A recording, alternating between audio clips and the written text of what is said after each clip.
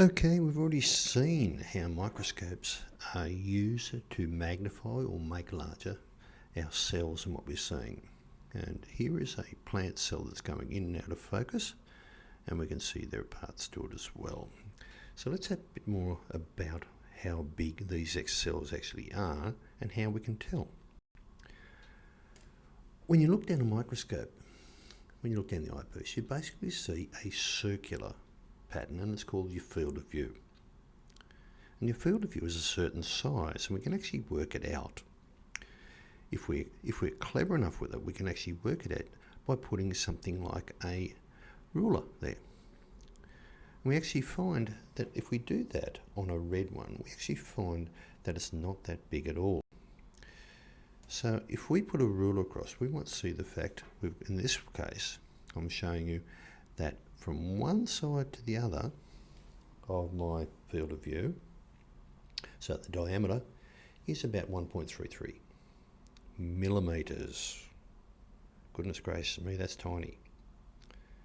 So you think about it, when you look at your ruler, you will see the centimetre marks, and then you see the tiny little 10 marks between those. We're talking about 1.5 of those. So what we can do, now that we know how big this is, we can estimate the size of things. If we've got this sort of idea, and we know that under a certain magnification, this is how big it is, then we can estimate how much it is. So if we use that idea of 1.3 cm goes across the field of view, so in other words from here to here, you could then estimate the size of these things in terms of length and width, if you liked. All right.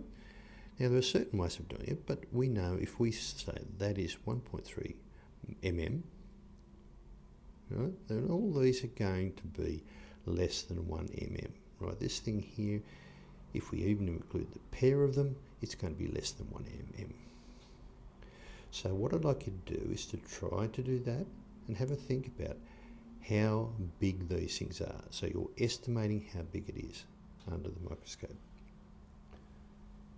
Now I'm going to ask you to do a second lot of that. I'll give you time.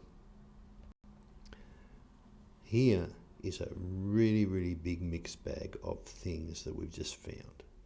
Now they're colour coded, so we can see that we've got green things, we've got red things, we've got these nice purpley things down here, we've got purpley things here as well, we've got blue things over here.